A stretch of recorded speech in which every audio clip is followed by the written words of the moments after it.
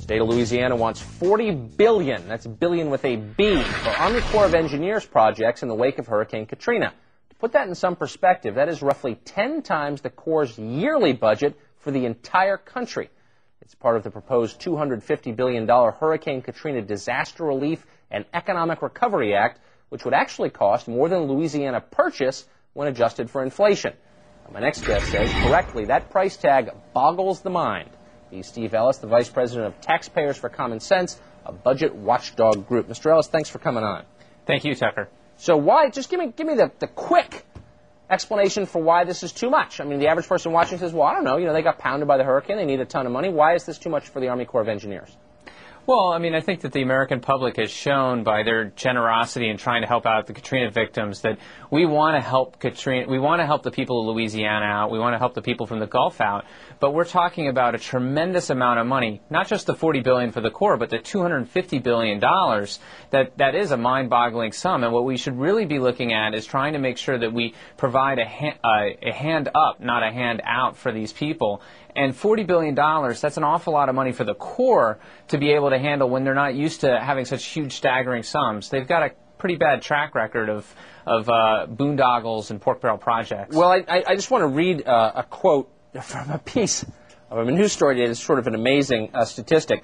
The Corps, over the last 50 years, has spent $123 billion on projects. In that time, in a half a century, the average cost in real dollars of flood damage annually has doubled. So in other words, as you know, all that money in, and yet we're getting the opposite from the result we want. Why is that? Well, what we're ending up doing is we're making it safe, or appear to be safe, for people to develop in harm's way.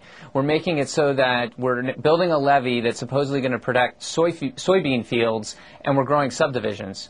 And so when you look at the Corps' response to Hurricane Betsy, for example, in the mid-'60s... 1965. That's right. Exactly. They built a longer levee that protected some of these other areas and drained wetlands, which now became developments, which have been flooded repeatedly, but now have been really impacted by Katrina. And now we're going to pay to either rebuild those homes or to move those people out of harm's way. So, okay, speaking of Betsy, that was almost exactly 40 years ago. 50 people drowned in New Orleans in that storm. The Army Corps of Engineers has taken billions of dollars just for New Orleans in the years since. Why couldn't they build something with all that money that would have prevented what we saw earlier this month?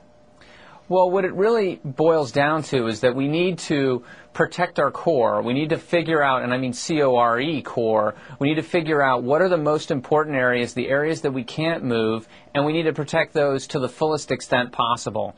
And then there are other areas that we simply shouldn't be building in. We shouldn't be developing, and these are going to be high-risk areas, that we can protect from small and medium-sized events, but a big event like Katrina or Betsy, we're not going to be able to protect from. Okay, Steve, give me, just because this is always the part that gets my blood pressure so high, we put on the screen, I don't know if you could see it, a very partial list of some of the projects to which that money will be going. Included on the list, alligator farms, $8 million. Rattle off for me, if you would, examples of pork in this disaster relief package.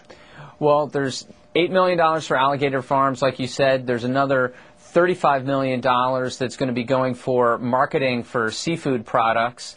There's a separate whole trade issue with China on crawfish that's included in here. There's another $30 million for sugarcane research facility that hasn't even been constructed yet that's included in this. And then, you look at, there's another project that really gets me going, and that is $750 million to build a new lock on the Industrial Canal. Now, this is a project that Louisiana politicians have been pushing for a long time, has been opposed by the president.